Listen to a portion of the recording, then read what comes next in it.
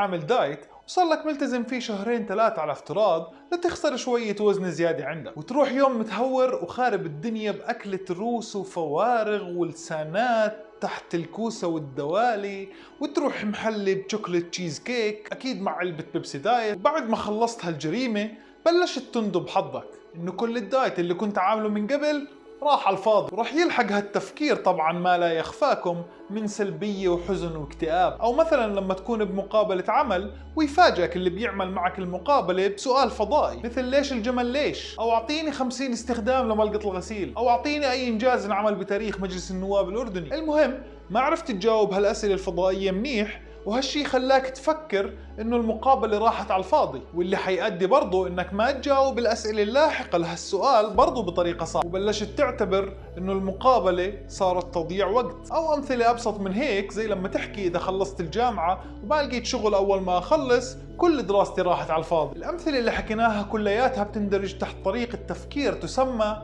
يا كل شي يا ولا شيء. بعيد النظر عن المسميات المعقدة، طريقة هالتفكير هي عبارة عن تشويه إدراكي بخلينا نعظم السلبيات على الإيجابيات في الحياة، لأنه طريقة هالتفكير خطيرة وممكن تكون عائق لأي تقدم ممكن أعمله بحياتي. فضروري يكون عندي وعي كافي لشو بصير معاي بهالطريقة وكيف ممكن أتعامل معاها. التفكير بطريقة يا كل شيء يا ولا شيء هو تفكير متطرف، يعني بيصنف كل شيء ليا أسود يا أبيض، مفيش رمادي خالص. حتعتبر حالك يا شخص ناجح أو شخص فاشل. أدائك بكل شي بالدنيا يا بيكون كامل مكمل ولا غلطة يا بيخزي وبيسود الوجه. وطريقة هالتفكير كتير رح توصلنا لتقييمات سلبية لأنفسنا وللناس من حوالينا. هالتفكير ممكن يمنعنا أن نغير بعض السلوكيات بحياتنا. مثلا لو كان عندي شوية وزن زيادة وبحاول ألتزم بنظام غذائي معين، بس التزامي بهالنظام كان بس 90%، بناء على هالتفكير رح أعتبر 90% ولا إشي، وهذا لحاله كفيل إنه يخليني أبطل أعمل دايت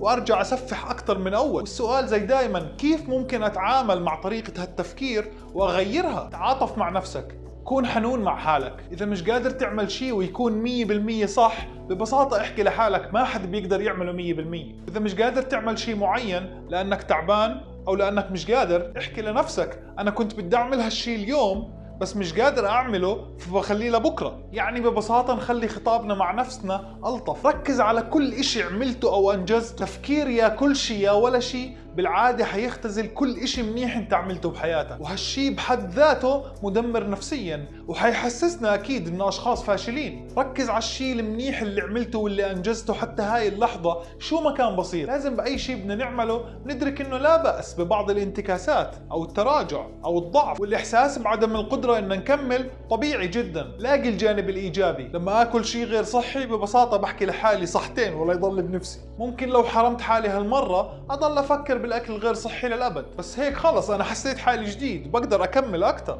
أشياء تانية ضروري جدا إن ما نعملها، وأولها إن ما نركز على الخطأ اللي عملناه، ما نعظمه، ما نعمله زي شروق الشمس من المغرب. ما نركز على الأفكار الانهزامية اللي ما راح تأدي غير إن نحس إنه ضعاف وما بنقدر نكمل، لأنه هالتفكير ما حيفيدنا وحيزيدنا ضعف من بعد ضعف. ما تستخدم كلمات مثل عمري ما أو ولا مرة أو ولا إشي، زي عمري ما راح أقدر ألتزم، ولا مرة قدرت أعمل إشي صح، ولا إشي حيزبط معي. احذر تستخدم هالكلمات حتى وانت بتحكي مع حالك. واكيد برضو ما نستخدم هالكلمات مع الصغار، اولادنا او اخواننا او اي حدا بتطلع لنا كقدوة. ودائما نتذكر انه اذا مش قادرين ان نشوف الامور من زاوية تانية ان نطلب المساعدة. المساعدة مش عيب، بقدر اطلب المساعدة من اصدقائي او من العيلة او من اي حدا مختص. بالنهاية يا جماعة احنا مش مخلوقات خارقة للطبيعة، احنا بشر في إلنا نقاط قوة وإلنا نقاط ضعف. احنا مش مخلوقات خارقة للطبيعة ولا مطلوب منا نكون هيك.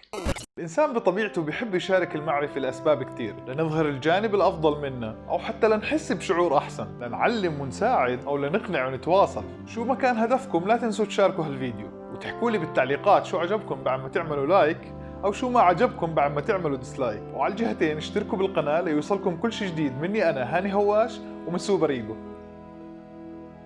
سلام.